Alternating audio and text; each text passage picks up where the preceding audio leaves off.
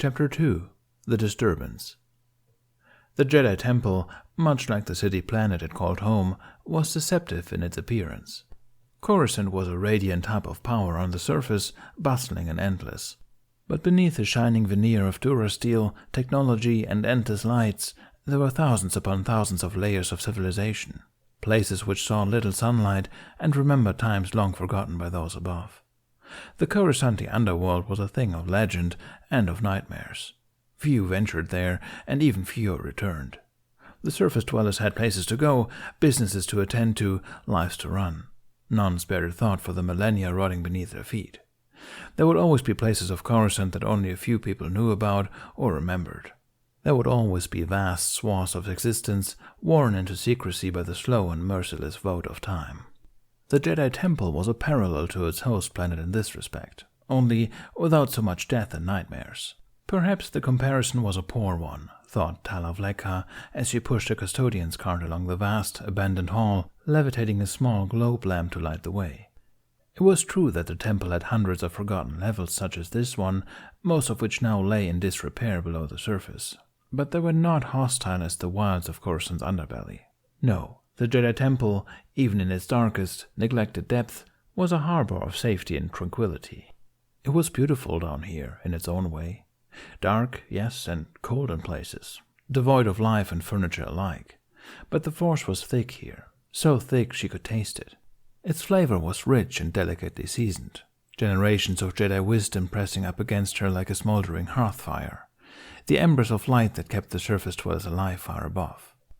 It was a shame that they only used these levels for utilities now. Electric generators, anti-grav backup systems, repulsor regulators, and maintenance units were just some of the commodities that found a home here down below. Ever since she'd aged out of the initiate program at age 13, it had been Tala's duty to care for them. It was a lonely, tedious job. But with the force so strong here, she savored the atmosphere like fine wine. In such a vast and ancient underworld, Talek's exiled clan of technology lived in desperate pockets, webbed together by halls of old statues and monuments, sacred rooms of meditation and forgotten rituals. Tala had even seen books down here on occasion. Actual paper books. They were remnants of the archive's oldest collections, which Jocasta knew allowed to remain down here in their ancestral homes, and no wonder. There was no one to disturb their fragility down here in the dark. No one but the generators and regulators, and Tala, of course. However, by the will of the Force, Tala Vleka's solitude was not to last. At 1300 hours on the second day of the 10th month of the Galactic Republic, year 25012, the Force slammed through the foundations of the temple and sent Tala to her knees. She would learn later of the mass chaos that erupted above as thousands of Jedi sensed the upheaval. Kresh cried en masse, students froze in their katas, even the High Council faltered in their daily sessions. But after a few breathless heartbeats, the fissure in the Force closed up as quickly as it had arrived, leaving Jedi everywhere to clutch at their focus and wonder, what in the galaxy was that? Deep in the bowels of the temple, Tala could sense an aftershock. Something. Someone. She was no longer alone down here. A chill ran down her spine, night blue hair standing on end. Abandoning her cart, she reached out a hand and drew her lantern closer to herself. Her other hand closed about the lightsaber she carried on her belt. It was a simple training saber left over from her initiate days and would be useless in a fight, but the humming crystal inside calmed her. Luminescent red eyes wide, she stepped off her familiar route and into a path of the Force's choosing. She could almost see the life form in the Force, a dot on the horizon, shining like a beacon in the desert. She followed its call into ancient halls, around corners, and into rooms she'd never seen. She heard a noise, a moan, a person.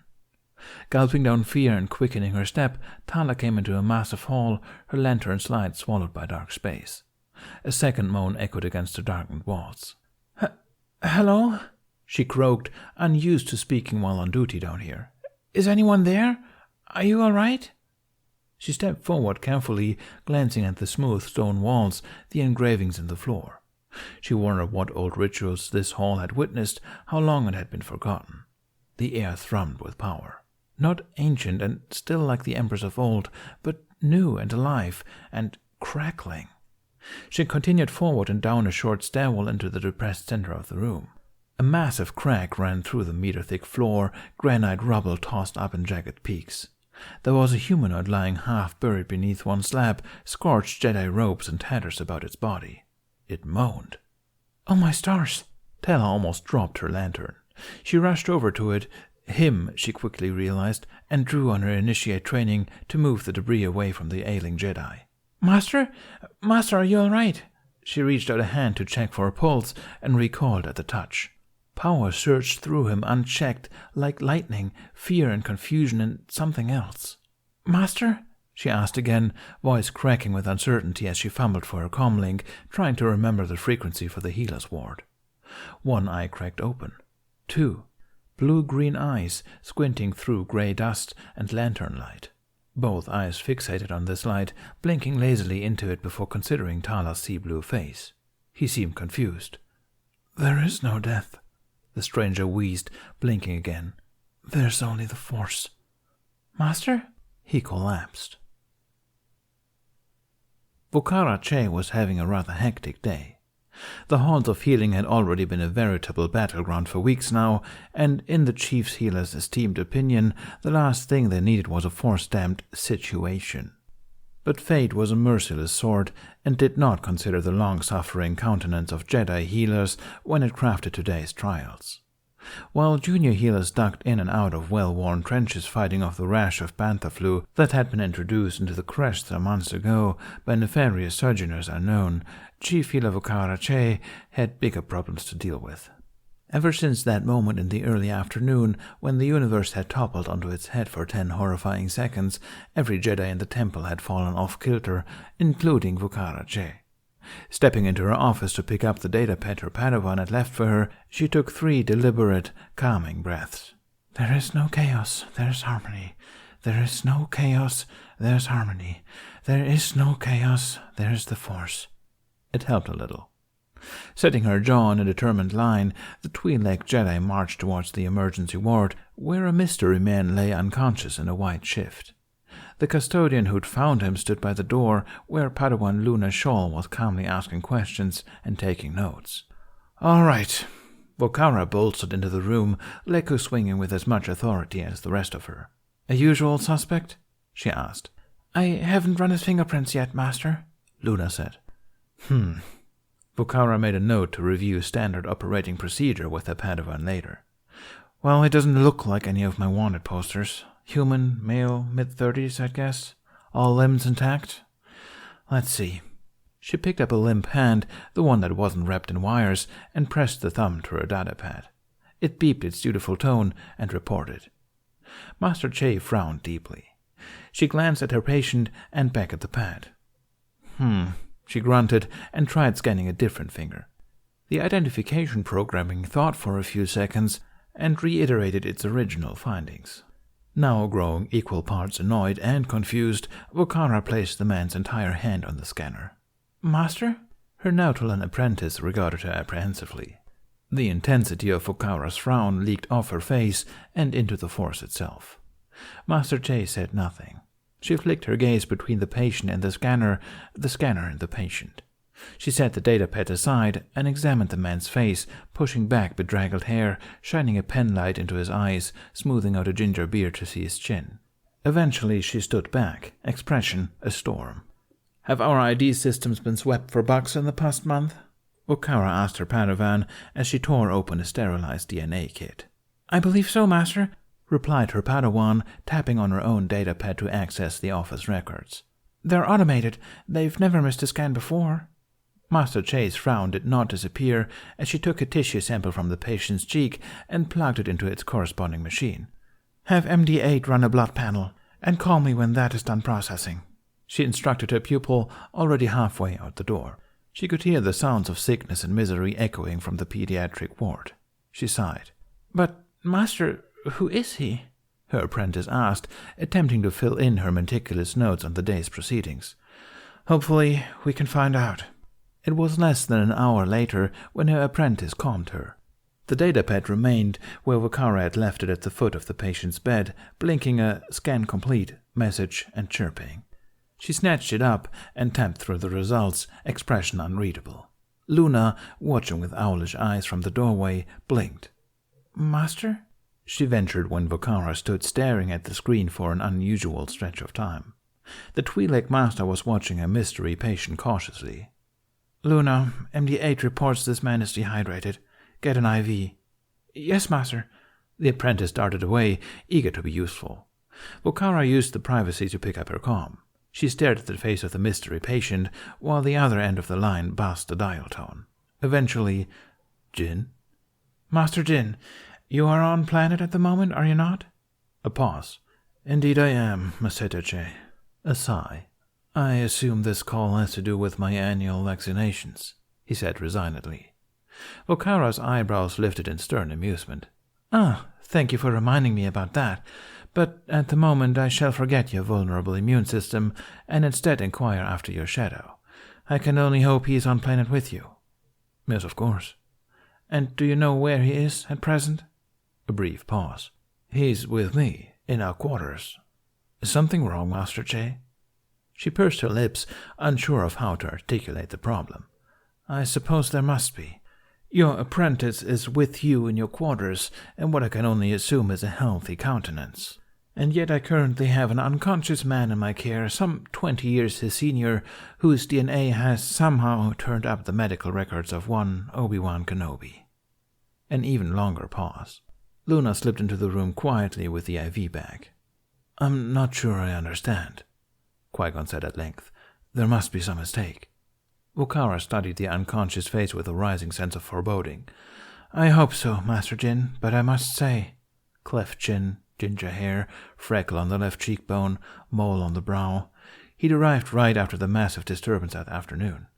"I sense something far more elusive. I have a very bad feeling about it." And that, coming from one proponent of the living force to another, was a heavy declaration indeed. The calm line was silent. Luna was struggling with the IV needle. "I need to go," Vocara bid. "Contact Master Window and Master Yoda and meet me in the halls." "Of course, right away." She replaced the comm on her belt and went to help her apprentice. "Humans can be tricky," she advised, showing the young girl how to locate the right vein. "But this one has helpfully pale skin.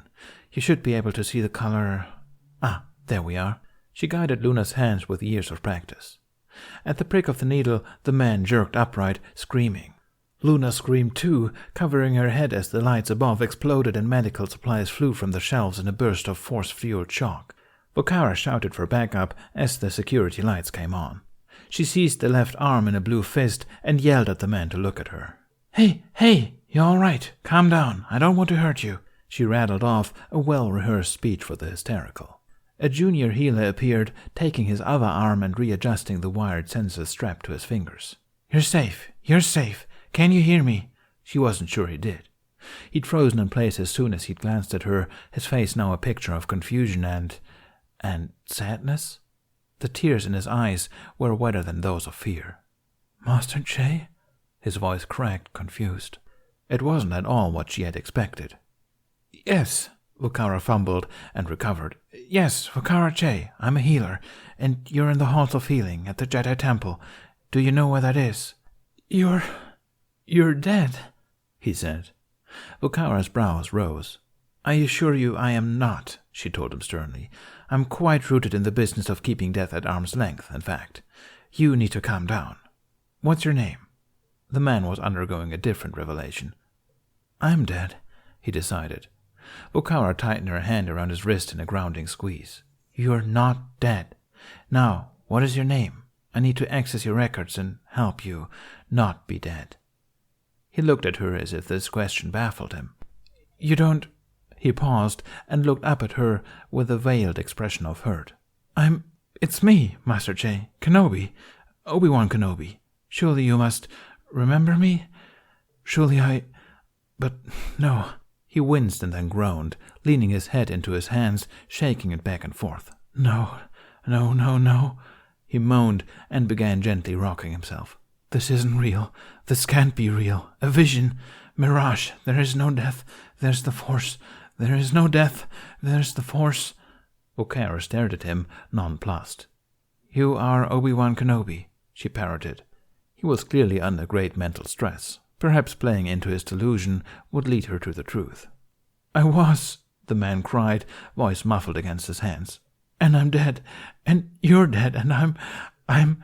He dug his head deeper towards his knees and despaired to some unseen third party. "What the hell is this?" "Sedate him," Vocara whispered to Luna. Despite her trembling, the Padawan obeyed, slamming a hypo against the miserable man's neck before he could see her coming. "Master Che, Master Yoda is waiting for you." A junior healer peeked his head around the corner. Vocara nodded her acknowledgement and watched until her new ward slumped over before she stormed out of the room. When she arrived in the atrium, Masters Yoda, Windu, and Jin were waiting, along with Padawan Obi-Wan Kenobi. She drew a deep, centering breath.